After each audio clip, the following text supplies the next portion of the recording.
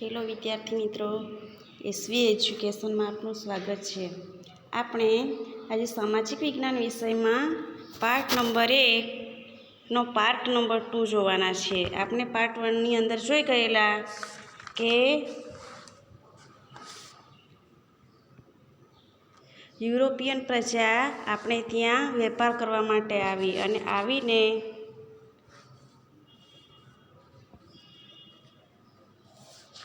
British East ઇન્ડિયાની સ્થાપના કરી। ત્યાર પછી અલગ અલગ યુરોપિયન પ્રજાનું ભારતમાં આગમન થયું અને કંપનીઓની સ્થાપના કરવામાં આવી। ત્યાર પછી બંને વચ્ચે 3 વિગ્રહો થયા અને પ્લાસીનું યુદ્ધ થયું। ત્યારબાદ બક્સરના યુદ્ધ વિશે જોઈ ગયેલા અને આગળ કંપની શાસનનો વિકાસ વિશે આપણે જોઈ ગયેલા। ત્યાર પછી ગવર્નર જનરલો વિશે આપણે જોઈ ગયેલા। એમાં પ્રથમ governor general Warren Hastings Cornwallis વિશે જોઈ ગયેલા। ત્યાર પછી આપણે જોન્સોર ગવર્નર જનરલ વિશે જોયેલું અને ત્યાર પછી વેલેસ્લી વિશે જોતા હતા અને તેમાં જોઈએ વેલેસ્લીએ અપનાવેલી સહાયકારી સૈન્યની યોજના વિશે આપણે જોવાના છીએ। આજે સહાયકારી સૈન્યની યોજના અને તેની શરતો કે વેલેસ્લીએ સહાયકારી સૈન્યની યોજના દાખલ કરી। એમાં સહાયકારી યોજનાની શરતો અને અપનાવેલા રાજ્ય નીચે મુજબ છે કે સહાયકારી સૈન્ય અને યોજનાની શરતો કે કંપની સરકાર તાલીમ પામેલું સૈન્ય યોજના સ્વીકારનાર રાજ્યને આપશે કે જે રાજ્ય હોય એ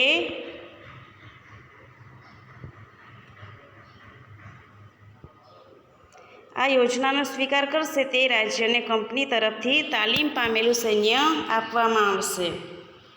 આ સૈન્ય રાજ્યના આંતરિક અને બાહ્ય આક્રમણથી રાજ્યનું રક્ષણ કરશે। બીજી શરત હતી કે તેના બદલામાં યોજના સ્વીકારનાર રાજાએ લશ્કરી ખર્ચ કંપનીને આપવો અથવા તેટલી જ આવક ધરાવતો પ્રદેશ અંગ્રેજોને આપવો। ત્રીજી શરત હતી કંપનીની પરવાનગી વિના રાજ્ય અન્ય રાજ્ય સાથે યુદ્ધ કે સંધિ કરી શકશે નહીં। ચોથી શરત હતી રાજ્યના દરબારમાં એક અંગ્રેજ પ્રતિનિધિ રાખવો કે રાજ્યના દરબારમાં એક પ્રતિનિધિ રાખવો અને તે અંગ્રેજ હોવો જોઈએ। ચોથી શરત હતી અન્ય વિદેશીને પોતાના રાજ્યમાં નોકરીએ રાખવો નહીં કે સહાયકારી સૈન્ય જે સ્વીકારશે તો તેને આ શરતોનું પાલન કરવું પડશે।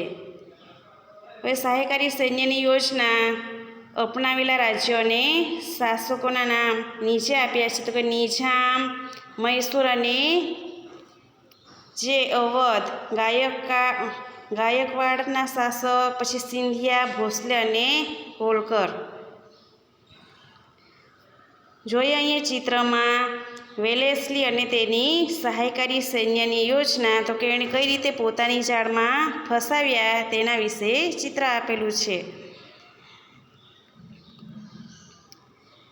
આ સહાયકારી સૈન્યની યોજના જે હતી એ એક મીઠા ઝેર સમાન હતી। આ એક પ્રશ્ન હશે કઈ યોજના મીઠા ઝેર સમાન હતી તો કે સહાયકારી સૈન્યની યોજના મીઠા ઝેર સમાન હતી।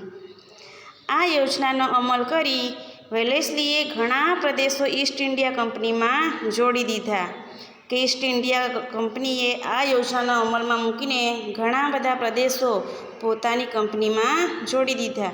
ગવર્નર જનરલ વેલેસ્લીએ ટીપુને સહાયકારી યોજના સ્વીકારવા માટે જણાવ્યું કે વેલેસ્લીએ ટીપુ સુલતાનને પણ આ સહાયકારી સૈન્યની યોજના સ્વીકારવા માટે કહ્યું જેનો ટીપુ સુલતાને ઇનકાર કરી દીધો કે યોજનાના સ્વીકારનો ઇનકાર થતાં કંપનીએ નિઝામનો સાથ મેળવીને મૈસૂર ઉપર આક્રમણ કર્યું।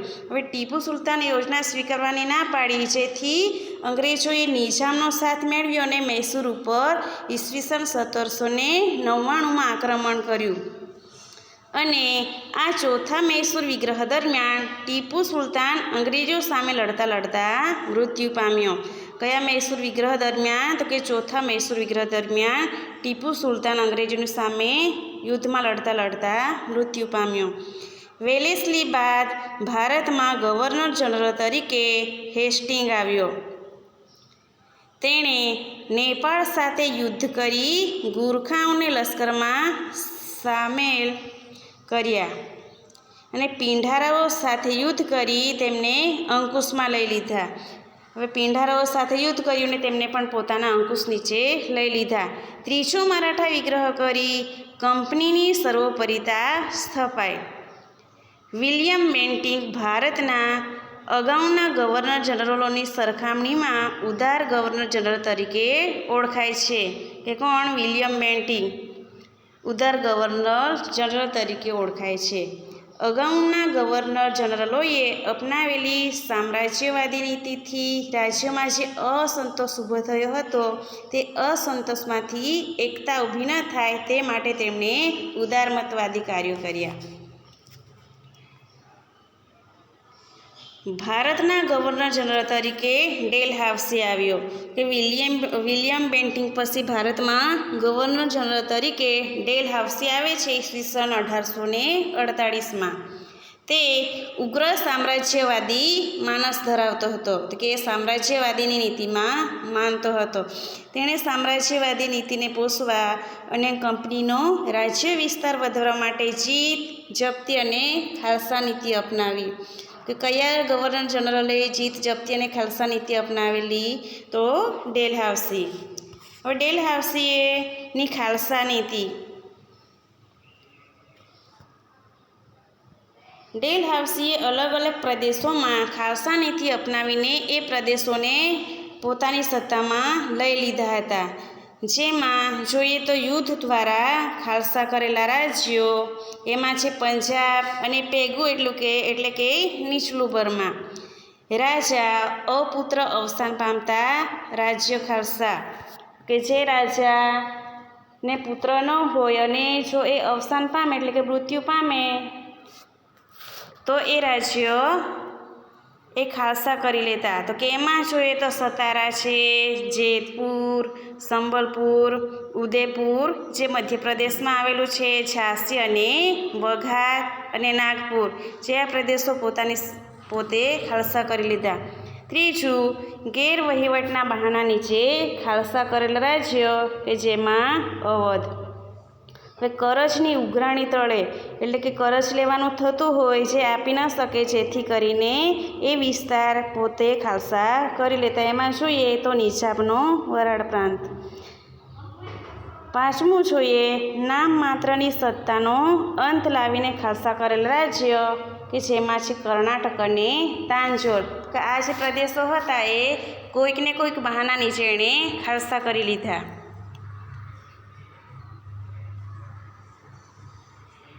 ડેલહાઉસી સામ્રાજ્યવાદીની સાથે સાથે સુધારાવાદી પણ હતો. કે સામ્રાજ્યવાદીની નીતિમાં તો માનતો હતો પણ સાથે સુધારાવાદી પણ હતો અને ઘણા બધા સુધારાને લગતા કામો કર્યા હતા. તો કે તેના સમયમાં જોઈએ તો તેના સમયમાં ભારતમાં પ્રથમ રેલવે ઈસવીસન 1853માં મુંબઈ અને થાણા વચ્ચે શરૂ કરવામાં આવી હતી. તો કે ભારતમાં પ્રથમ રેલવેની શરૂઆત ક્યારે થયેલી? ઈસવીસન 1853માં જે મુંબઈથી થાણા વચ્ચે શરૂ થઈ હતી. ભારત ઇંગ્લેન્ડનો તાર વ્યવહાર, જાહેર બાંધકામ ખાતાની સ્થાપના, અંગ્રેજી કેળવણીની વ્યવસ્થા વગેરેની શરૂઆત થઈ. વિધવા પુનર્વિવાહ અને બાળ લગ્ન પ્રતિબંધક ધારા તેના સમયમાં પસાર થયા. કે ડેલહાઉસીના સમયમાં કયા કયા સુધારાવાદી કાર્યો થયા હતા? કે ભારત ઇંગ્લેન્ડના તાર વ્યવહારની શરૂઆત થયેલી, જાહેર બાંધકામ ખાતાની સ્થાપના થયેલી, અંગ્રેજી કેળવણીની વ્યવસ્થા થયેલી અને વિધવા પુનર્વિવાહ, બાળ લગ્ન પ્રતિબંધક ધારો તેના સમયમાં પસાર થયા હતા. 1757ના પ્લાસીના યુદ્ધથી શરૂ કરીને 100 વર્ષના સમયમાં કંપનીની સત્તા અને સામ્રાજ્ય બંને વધી ગયા. કે 1757ના પ્લાસીના યુદ્ધ પછી શરૂ કરીને 100 વર્ષની અંદર જ કંપનીની સત્તા અને સામ્રાજ્યો બંનેમાં વધારો થયો. પરંતુ તેમ કરતાં ભારતના રાજ્યોમાં અસંતોષનો સામનો તેને કરવો પડ્યો અને આ અસંતોષને અંતે ઈસવીસન 1857ના ભારતના પ્રથમ સ્વાતંત્ર્ય સંગ્રામ સ્વરૂપે બહાર આવ્યો. હવે ભારતમાં કંપનીઓ સ્થાપી, પરંતુ એ કંપનીની કયા પ્રકારની અસરો થઈ તે આપણે જોશું. કે કંપની શાસનની આર્થિક અસરો.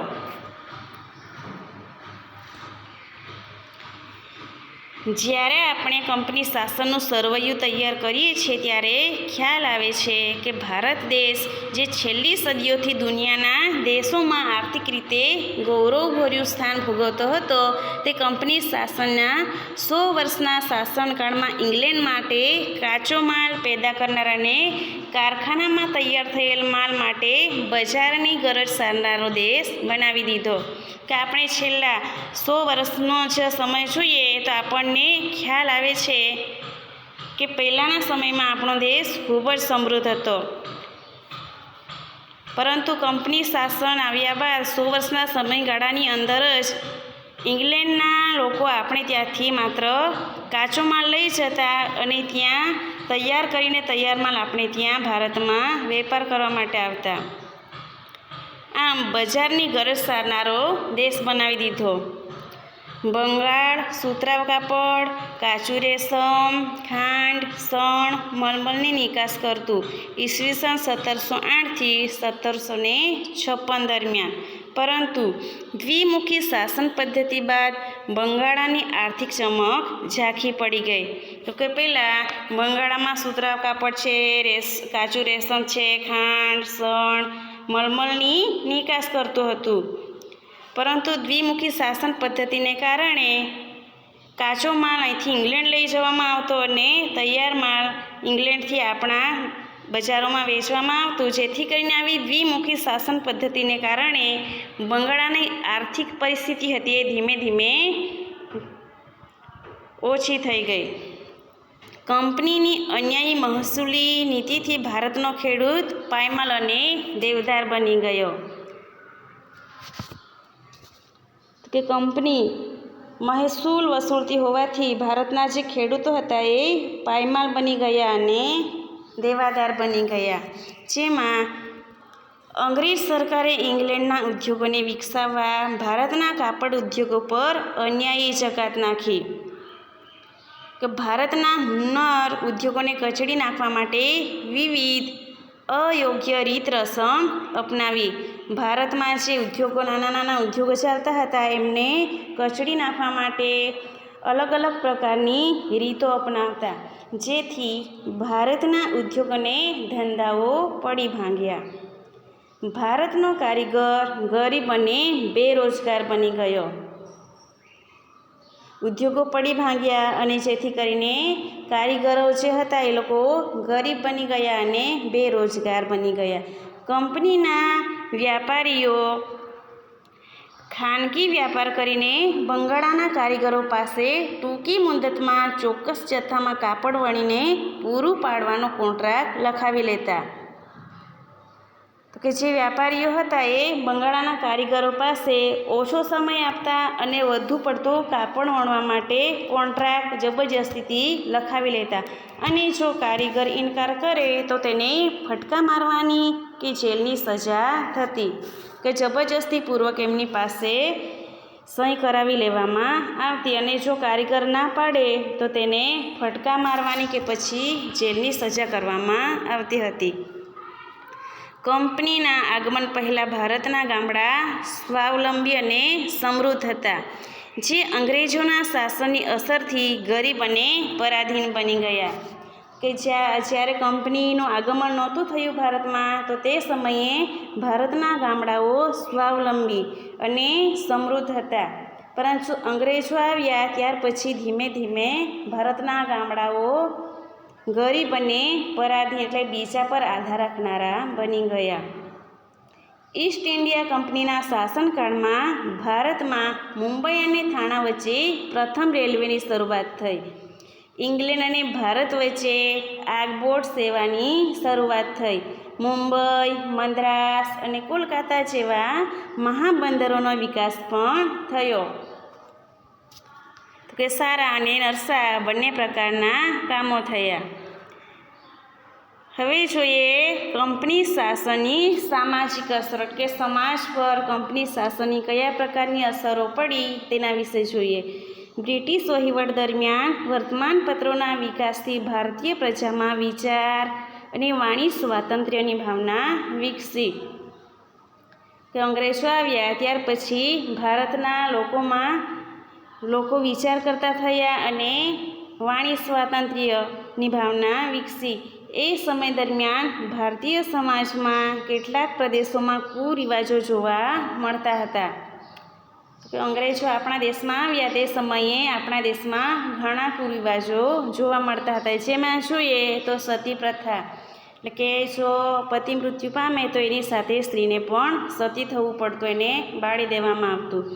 પુત્રીને દૂધ પીતી કરવાનો રિવાજ, કે પુત્ર જન્મ જોઈતો હોય એટલે જો પુત્રીનો જન્મ થાય તો એને જન્મતાની સાથે જ દૂધમાં ડૂબાડીને મારી દેવામાં આવતી. અને બાળ લગ્ન, એટલે કે નાના હોય ત્યારથી જ લગ્ન કરી દેવાનો રિવાજ હતો.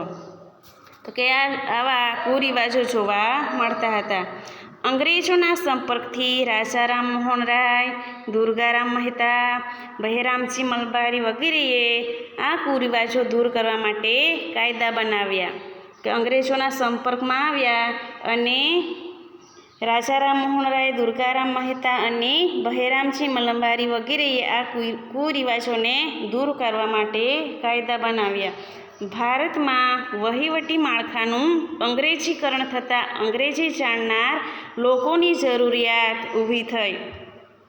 હવે આખું વહીવટી માળખું જે હતું એમાં અંગ્રેજીકરણ કરી દેવામાં આવ્યું, જેથી કરીને અંગ્રેજી જાણકાર લોકોની જરૂરિયાત ઊભી થઈ. અને જેના પરિણામે મેકોલેના પ્રયત્નથી ભારતમાં અંગ્રેજી શિક્ષણ આપવાનો પ્રારંભ થયો. કોના પ્રયત્નથી? મેકોલેના પ્રયત્નથી ભારતમાં અંગ્રેજી શિક્ષણ આપવાની શરૂઆત થઈ. ચાર્લ્સ વુડની ભલામણથી મુંબઈ, મદ્રાસ અને કોલકાતામાં યુનિવર્સિટીની સ્થાપના થઈ. અંગ્રેજી શિક્ષણને કારણે ભારતમાં અંગ્રેજી જાણનારો વર્ગ ઊભો થયો. હવે અંગ્રેજી શિક્ષણ આપવાની શરૂઆત થઈ, જેથી કરીને ભારતમાં અંગ્રેજી જાણનારો વર્ગ ઊભો થયો. સમય જતાં તેણે સુધારાવાદી માંગણીઓ કરી અને સુધારાની પ્રક્રિયાને વેગ આપ્યો. કે આ પ્રકારની સામાજિક અસરો થઈ. ઉપસંહાર. આમ ઈસ્ટ ઇન્ડિયા કંપની ભારતની સમૃદ્ધિ અને વેપારથી આકર્ષાઈને ભારત આવ્યા. કે ભારતની સમૃદ્ધિથી આકર્ષાઈને વેપાર કરવા માટે ઈસ્ટ ઇન્ડિયા કંપની ભારત આવે છે. અને ભારતમાં કંપની શાસનને પરિણામે રાજકીય, આર્થિક, સામાજિક, સાંસ્કૃતિક ક્ષેત્રે સારી અને નરસી, એટલે કે સારી અને ખરાબ બંને પ્રકારની અસરો ઊભી થઈ.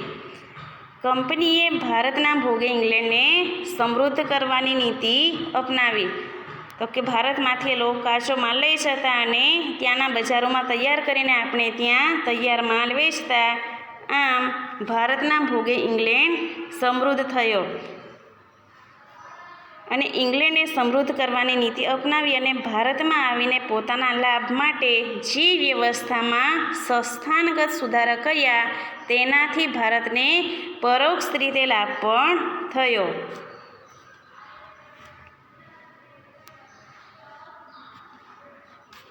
વિદ્યાર્થી મિત્રો, તમારે આ પાઠનો સ્વાધ્યાય લખવાનું રહેશે. અસાઇનમેન્ટમાંથી જોઈને સ્વાધ્યાયના પ્રશ્નો તમારે નોટમાં લખવાના રહેશે.